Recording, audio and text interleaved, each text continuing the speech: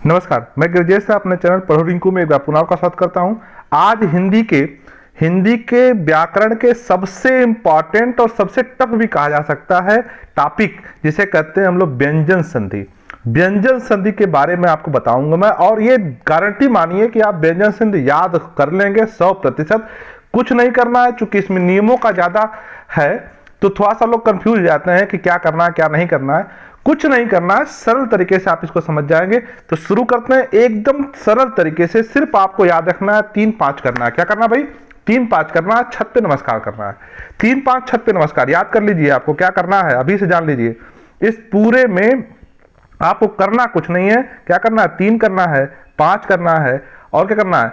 छत पर करना है नमस्कार। 3-5 और छत पर नमस्कार करना, यही व्यंजन संधि है। तो ट्रिक से एकदम सरल तरीके से हम लोग समझेंगे। शुरू करते हैं आज की जबरदस्त सीरीज। तो देखिए, सबसे पहले हम लोग आपको बता दें, सबसे पहले आपको बता दिया जाए कि व्यंजन संधि की परिभाषा क्या होती है। परिभाषा बहुत जरूरी है।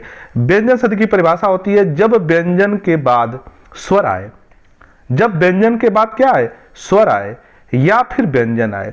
माने व्यंजन के बाद स्वर भी आ सकता है और व्यंजन आ सकता है, दोनों में से कुछ भी आ सकता है।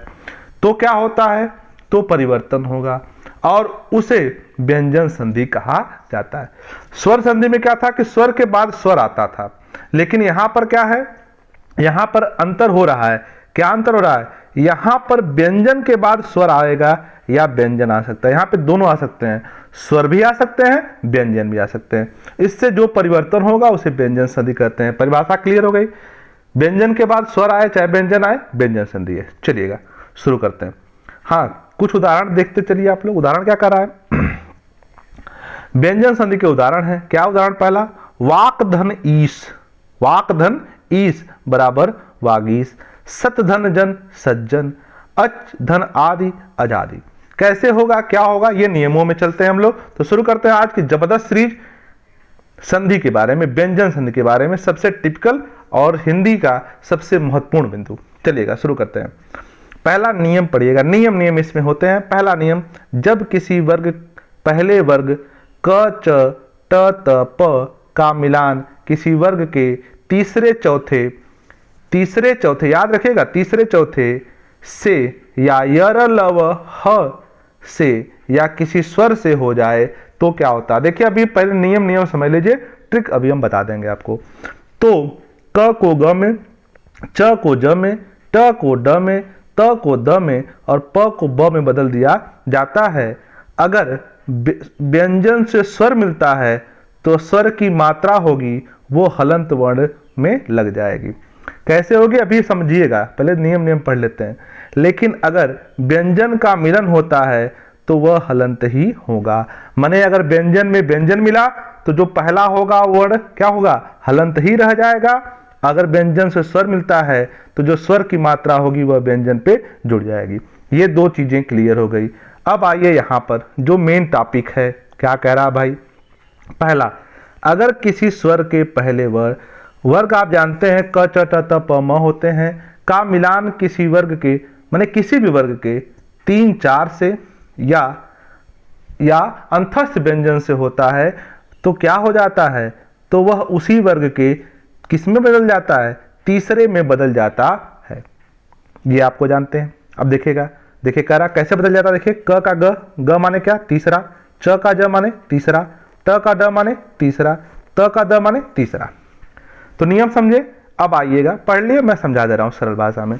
सरल भाषा में क्या कह रहा है कि अगर क से लेके म तक के किसी भी व्यंजन का मेल अगर तीसरे या चौथे अक्षर से होता है, वर्ण से होता है, तो ये जो क च ट त प म है वह अपने ही वर्ग के तीसरे में बदल जाता है। अब याद रखिएगा ट्रिक जो मैंने कहा, 3-5 करना है। मैंने पहला नियम क्या कहता है? 3 का कहता है। पहला नियम क्या कहता है? 3 कहता है। याद रखिए, पहला नियम क्या करा भाई? 3 करा। 3 माने क्या? म, क्या होगा? क ख ग, तीसरा क्या? ग, च छ ज, तीसरा क्या? ज, ट ठ ड, तीसरा क्या? ड, त थ द, तीसरा क्या? द। तो आपको याद क्या रहना है? जिस व्यंजन संधि में या जिस संधि में तीसरा व्यंजन आ जाए, तीसरे वर्ग का व्यंजन आ जाए, आप समझ लीजिए कि वह क्या है, व्यंजन संधि हो सकती है। क्या आएगा भाई, क ख ग घ, क्या आएगा, क ख ग आएगा, च छ ज आएगा, ट ठ ड आएगा, त थ द आएगा, प फ ब आएगा। तो आपको ग ज ड द ब जहां दिख जाए आप समझ जाइएगा कि वहां पे व्यंजन संधि हो जाएगी। ये 99% क्लियर है। तो क्लियर है। अब देखिएगा कैसे, पहला नियम यही कहता है, यही पहला नियम है, यही पहली ट्रिक है। चलिएगा पहले से आते हैं। अब देखिएगा उदाहरण समझते हैं। क्या करा है, क का ग में परिवर्तन। आपको कुछ नहीं याद रखना है, ट्रिक देखिए ध्यान से देखिए। तीसरा क्या है, ग आया कि नहीं आया, वागीश में ग आया कि नहीं आया, ग आया तो ये क्या है, व्यंजन संधि है। कैसे देखिएगा, वाक धन ईस, क्या आ रहा है, क आ रहा है, यहाँ पे क्या आ गया, ई आ रहा है। आपने नियम पढ़ा था कि क च ट त प म का अगर संपर्क तीसरे या चौथे या किसी भी स्वर से हो तो वह अपने ही वर्ग के तीसरे में बदल जाएगा। तो क का तीसरा क्या है, ग है। क का तीसरा क्या भाई, क का तीसरा क्या है, क का तीसरा ग। तो क किस में बदला, ग में बदल गया।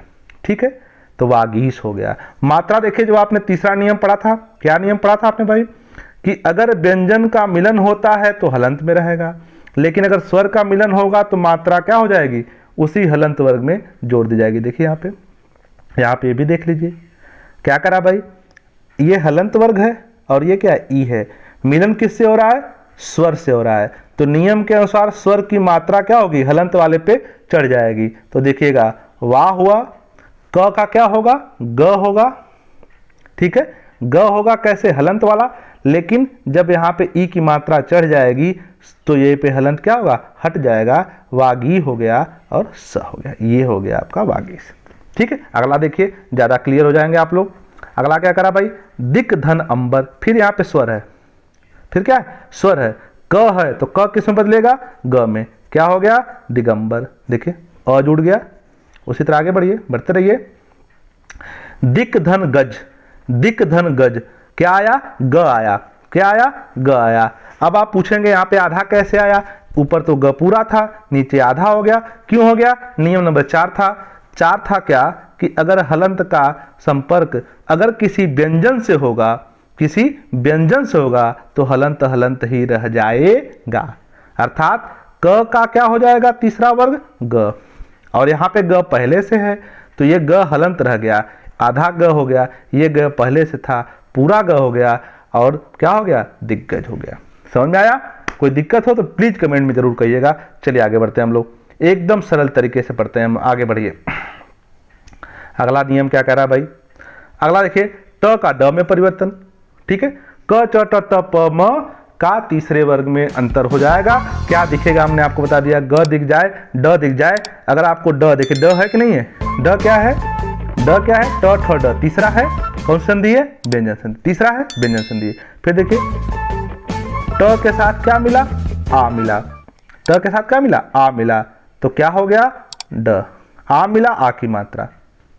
उसी तरह से षटयंत्र, षटयंत्र क्या हो गया, षडयंत्र हो गया। कैसे हो गया, स हो गया, ट का क्या हो गया, ड हो गया, यंत्र यहाँ पे लगा देंगे हम आपको, लेकिन ये पे क्या है, हलंत है, व्यंजन के साथ मिल रहा है तो ड क्या रहेगा, आधा रहेगा, यंत्र हो गया, षडयंत्र हो गया। चलिए आगे बढ़ते हैं। उसी तरह से षड दर्शन, ठीक है, षड दर्शन, उसी तरह से तो क्या हो गया, सट धन दर्शन हो गया। ट का क्या हो जाएगा, ड हो जाएगा, चूंकि व्यंजन से मिल रहा है इसलिए यहाँ पे क्या रहेगा, आधा रहेगा, हलंत लगा ही रह गया तो आधा ड हो गया। कोई दिक्कत, चलिए आगे बढ़ते हैं। बहुत सरल तरीके से हम लोग समझेंगे। 3 कर रहे हैं हम लोग, ध्यान रखिएगा, 3 करना है, 5 अभी नहीं किए हम लोग, अभी 3 कर रहे हैं। फिर क्या है, त का किस में परिवर्तन होगा, त था द में होगा। कैसे होगा, अगर द कहीं दिख जाए तो क्या है, व्यंजन संधि ही होगी, बीच में कहीं द दिखे तो व्यंजन संधि होगी। देखिएगा कैसे, त का संबंध किससे हो रहा है, आ से, फिर ये क्या है, स्वर है, आ क्या है, स्वर है। तो देखिएगा त थ द हो गया, त का क्या होगा, द होगा, आ की मात्रा लगा लेंगे, क्या हो गया, दा हो गया, स दा स हो गया। उसी तरह से सत धन अंतर, अनंतर, सत धन अनंतर, तो क्या होगा, देखिएगा तत, तत रहब, त रहब करेगा, त यहाँ पे है तो त थ द हो जाएगा, अ की मात्रा इसमें जोड़ेंगे तो अ द पूरा हो गया, और फिर तदनंतर हो गया, तदधरांतर। उसी तरह देखिए उत्दन घाटन, तो त का क्या हो, उ का उ रहेगा, त का त थ द हो जाएगा, घ इसमें जुड़ेगा तो यहाँ पे द क्या हो जाएगा, आधा हो जाएगा, ठीक है, उद्घाटन हो जाएगा। ऐसे लिखने का उच्चारण ये सही है, ठीक है। आपको बताया गया है कि अगर व्यंजन से मेल होगा तो क्या रहेगा, हलंत रह जाएगा, स्वर से रहेगा तो स्वर की मात्रा उस पर चढ़ा दी जाएगी, यही आपको बताया गया है। क च ट त प का अगर संपर्क तीसरे चौथे या किसी भी स्वर से होगा तो यहां पर यही नियम लागू होगा। चलिए आगे बढ़ते हैं, बहुत अच्छा। अगला नियम, प का ब में प फ ब, प का ब में परिवर्तन, अपधन ज अब्ज हो गया, अपधन द अब्द हो गया, ठीक है। आगे देखिए नियम नंबर 2 क्या कहता है।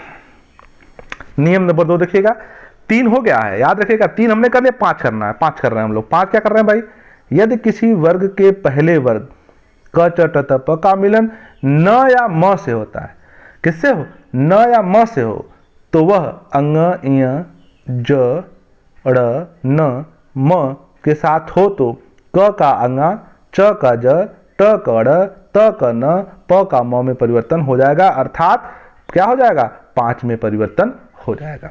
कंफर्म, क्या आपने समझा।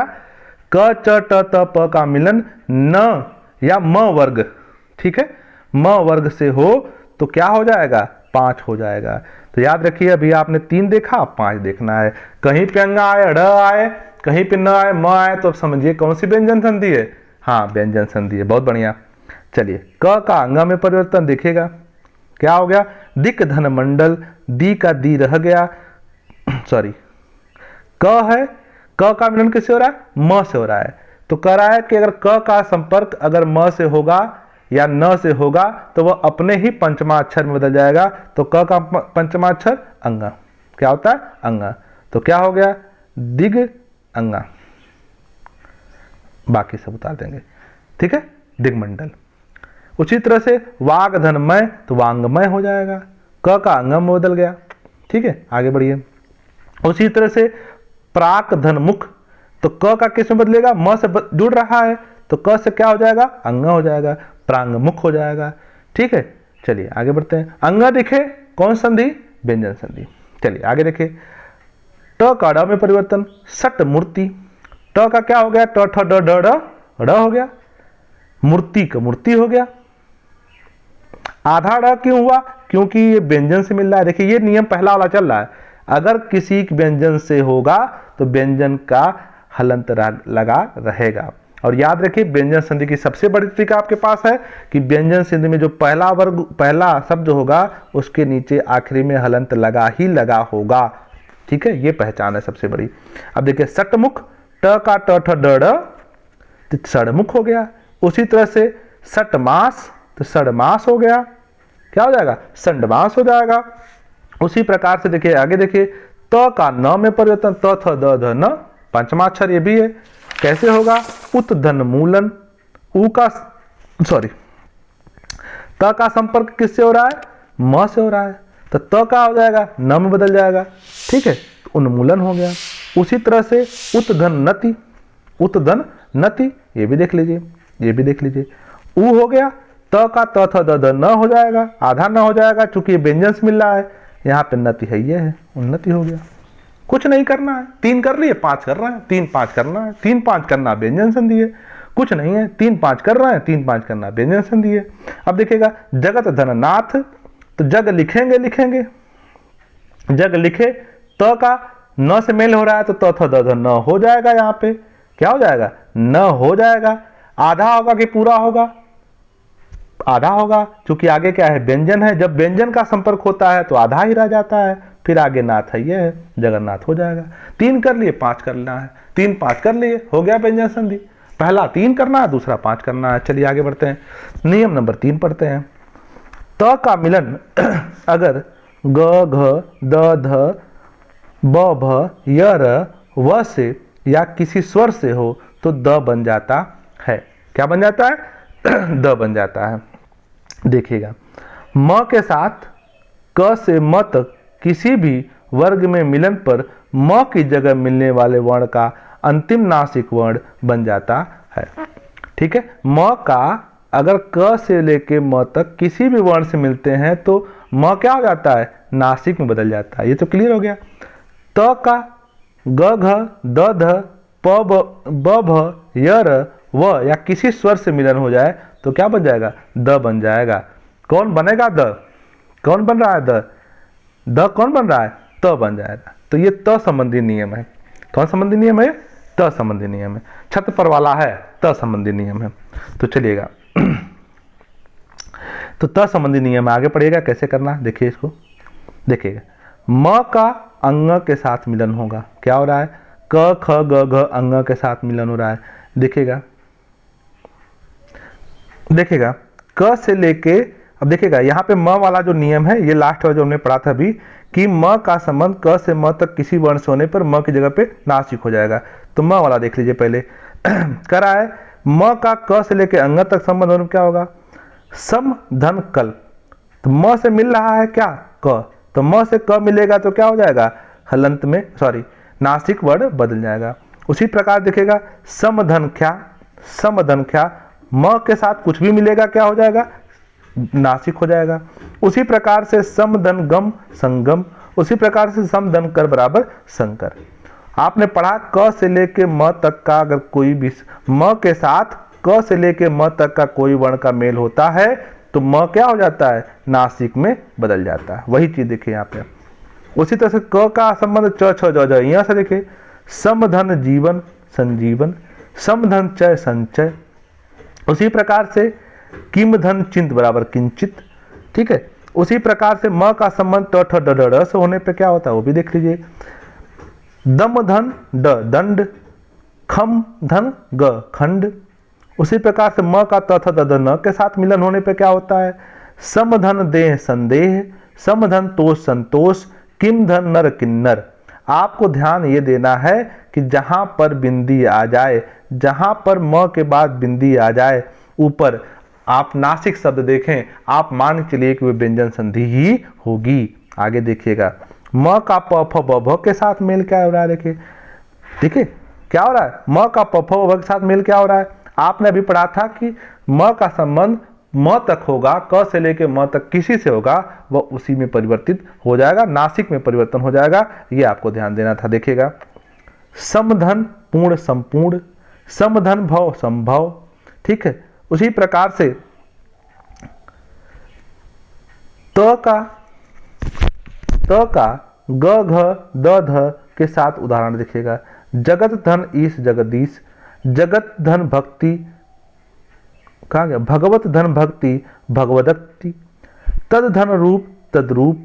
ये बदलता रहता है, ये आपको बता दिया हमने पहले भी।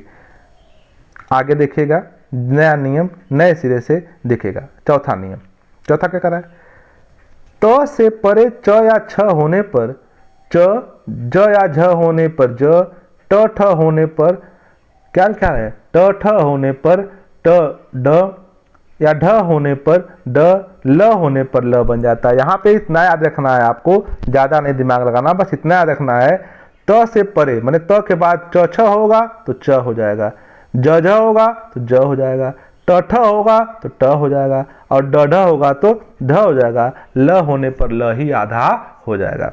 मतलब जो बड़ा रहेगा वो हो जाएगा, क्या रहेगा, जो बड़ा रहेगा वो हो जाएगा। त से परे च छ आएगा तो बड़ा कौन, च, च हो जाएगा। ज झ पर बड़ा कौन, ज हो जाएगा।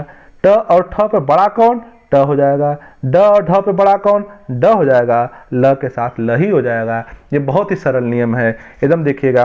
फिर करा म का अगर य र ल व स व के साथ किसी वर्ण से मेल हो तो म के जगह पर अनुस्वार लग जाता है।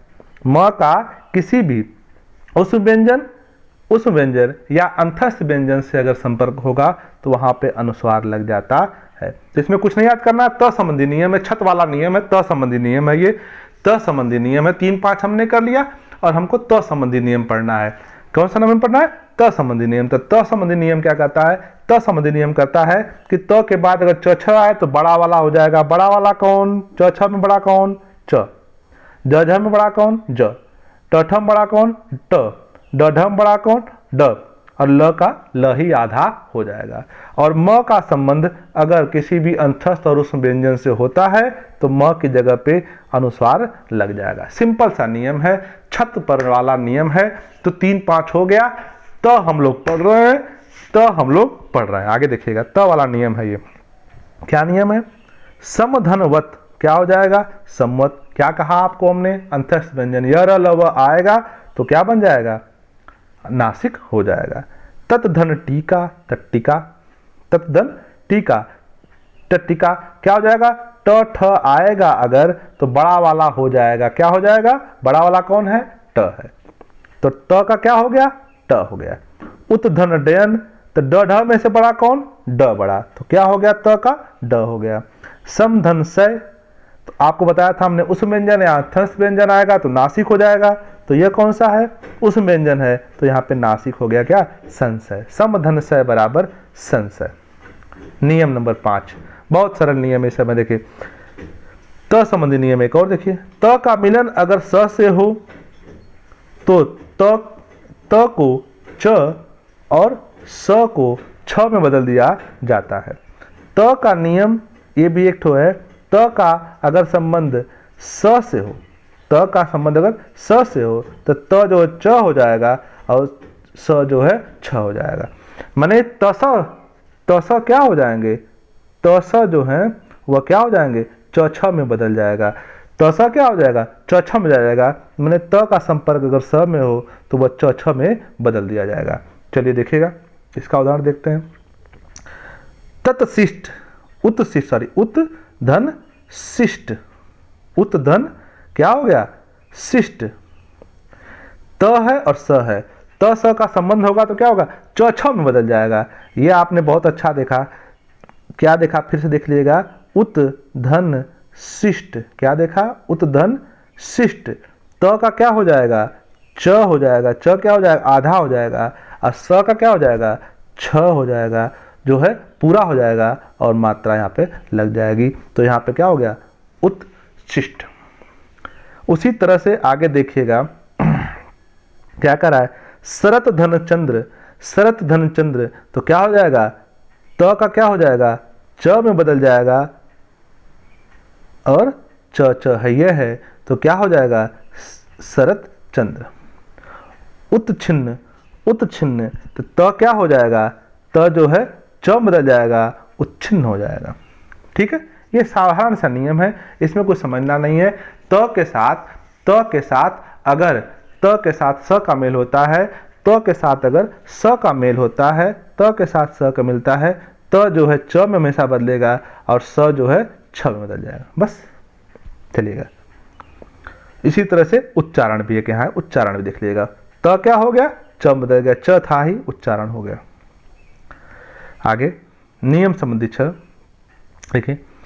जब त का मिलन ह से हो तो त जो है द और ह जो है ध में बदल जाता है। त या द के साथ ज झ का मिलन होता है तो त जो है वह द की जगह ज बन जाता है। देख लीजिएगा, त का मिलन अगर ह से हो, त जो है ह से मिले तो त क्या होगा? द में बदल जाएगा और ह जो है ध में बदल जाएगा। तो आप उसको ऐसे भी याद कर सकते हैं, त ह क्या बन जाएगा? द ध में बदल जाएगा। तह जो है द ध में बदल जाएगा। और जो है तस जो था, उसके पहले आपने जो पहला वाला पढ़ा था, क्या पढ़ा था? तस क्या था? वो तस जो है वह च छ में बदल जाएगा। तस जो है च छ में बदल जाएगा और तह जो है द ध में बदल जाएगा। तह जो है द ध में बदल जाएगा। यही एक छोटा सा नियम है। तस च छ में और तह जो है वह क्या बन जाएगा? द ध में बदल जाएगा। देखिएगा, उत्धन हरण, उत्धन हरण, उत्धन हरण, तो देखिएगा उत्धन हरण, तो त क्या बनेगा? द ध में बदल जाएगा। किस में बदलेगा? द ध में बदल जाएगा। यही नियम बता रहा। आप देखिए, त का किस में बन गया? द में, और ह बदलेगा ध। यही आपको याद रखना है। देखिएगा, ह किस में बदलेगा?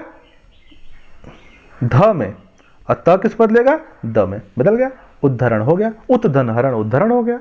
उत्धन हित उद्धित हो गया। सतधन जन सज्जन हो गया। सरल है। त थ देखिएगा, आप कुछ नहीं याद करना, सिंपल चीजें याद करनी है आपको।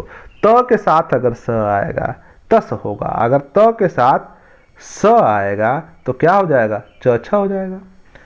त के साथ अगर ह आएगा, तह अगर होगा तो क्या हो जाएगा, यहाँ पर त होगा तो द के साथ ध हो जाएगा, माने दध हो जाएगा। बस यही तो याद करना था। देखिए आगे बढ़िए। छत पर हम लोग हैं 3-5 कर चुके, त हम लोग पढ़ रहे हैं, 3-5 कर चुके, त हम लोग पढ़ रहे हैं। आगे देखिएगा, नियम नंबर 7 क्या कर रहा है भाई, स्वर के बाद अगर 6 वर्ण आए, छत पर वाला है, स्वर के बाद अगर 6 वर्ण आए तो 6 से पहले च वर्ण बढ़ा दिया जाता है। मैंने किसी भी स्वर के बाद अगर 6 आता है तो 6 के पहले च जोड़ दिया जाएगा। यही 6 संबंधी नियम है। त या द के बाद ट ठ का मिलन होने पर त या द के जगह पे ट बन जाता है। माने कि त द के बाद अगर ट ठ आएगा तो वह ट ही हो जाएगा। वही कौन पुराना नियम है, बड़ा कौन, ठीक है, बड़ा कौन, तो कौन बड़ा, ट बड़ा। ट ठ में बड़ा कौन, ट बड़ा। जब त या द के साथ ड या ध का मिलन होने पर त या द की जगह पे ड बन जाता है। वही चीज ड ढ में बड़ा कौन, ड, ये ऊपर पढ़ा चुके हैं। ड ढ में बड़ा कौन, ड ढ में बड़ा कौन, ड, ट ठ में बड़ा कौन, ट। त के बाद के नियम है छ त। देखिए 6 संबंधी नियम है, त संबंधी नियम है। 6 संबंधी नियम और त संबंधी नियम आपको पता है। च छ आएगा तो च हो जाएगा, ट ठ आ जाएगा तो ट हो जाएगा, आपको पहले पढ़ चुके हैं। उसी प्रकार से ट ठ में ट हो जाएगा, उसी प्रकार ड ढ में ड हो जाएगा। छ का हमने पढ़ लिया कि किसी भी स्वर के बाद अगर छ आता है तो एक च क्या होगा, आगे बढ़ा दिया जाएगा। उदाहरण देख लीजिएगा, आधन छादन, आधन छादन।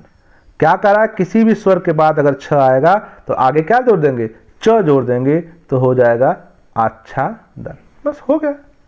संधि धन छेद, देखिएगा संधि धन छेद कितना सरल है। संधि धन छेद, संधि धन छेद कह रहा है तो धी अर्थात ई का मिलन किससे हो रहा है, ई का मिलन किससे हो रहा है, छ से हो रहा है। कह रहा है किसी भी स्वर के बाद छ आएगा तो च जोड़ देंगे, हमने च जोड़ दिया, संधि छेद हो गया, कुछ नहीं करना था।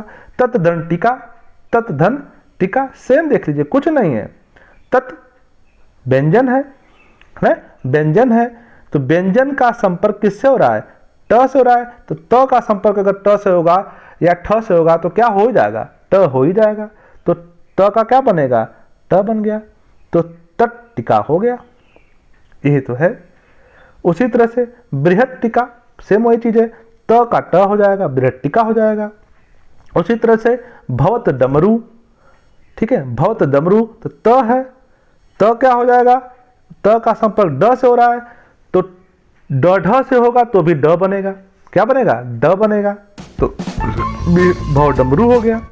स्वच्छंद है, स्वधन छंद है तो अ है, अ का संबंध किससे हो रहा है, छ से हो रहा है। तो जब किसी भी स्वर का संबंध अगर छ से होगा तो आगे च जोड़ दिया जाएगा तो क्या हो जाएगा, स्वच्छंद हो जाएगा। बस किसी भी स्वर का संबंध, किसी का स्वर का संबंध अगर छ से होता है तो आगे च जोड़ देंगे। ये 6 संबंधी नियम है। त संबंधी नियम है कि त का संबंध अगर ट ठ से होगा तो बड़ा वाला हो जाएगा, च छ से हो तो बड़ा वाला हो जाएगा, ट ड से हो तो बड़ा वाला हो जाएगा। जो बड़ा हो कर देना है, कुछ नहीं करना है। तो 3-5 कर लिया, छत पर कर लिया, क्या कर लिया भाई, 3-5 कर लिया और छत पर, छत कर लिया, ठीक है। आगे देखिए, नमस्कार बाकी है। आगे देखिए, अगर म के बाद क से लेके म तक कोई व्यंजन हो तो म अनुस्वार बदल जाता है। ये आपको पहले बता चुका हमने, म के बाद क से लेके म तक कुछ भी हो तो म क्या होगा, अनुस्वार में हो जाएगा। त या द के बाद ल का मिलन हो तो त या द के जगह पे ल क्या हो जाता है, आधा हो जाता है। त द के बाद अगर ल का मिलन हो, देखिएगा देखिएगा क्या कह रहा है भाई, कैसे होगा। तत् धन लीन, तत् धन लीन तो त के बाद क्या आया भाई, ल आया तो त क्या बदल जाएगा, ल में बदल जाएगा, आधा ल में। विद्युत धन लेखा, त का संबंध ल से तो ल किसमें बदलेगा, त किसमें बदलेगा, आधा ल में बदल जाएगा, विद्युत लेखा बन जाएगा। किम धन चित तो म का संबंध करा, म का संबंध क से लेके म तक किसी से हो तो म क्या हो जाएगा, नासिक हो जाएगा, तो किंचित हो जाएगा। किम धन चित बराबर किंचित हो जाएगा। उसी तरह से उत्धर लाश, उत्धन लाश, उ का त का संबंध किससे बन रहा है? ल से। तो त के बाद अगर ल आएगा तो त किस में बदलेगा? आधा ल में बदल जाएगा। पढ़े हैं आप लोग, त का संबंध ल से हो तो आधा ल बन जाएगा। ठीक है, सरल है। 3 5 6 पर हो गया।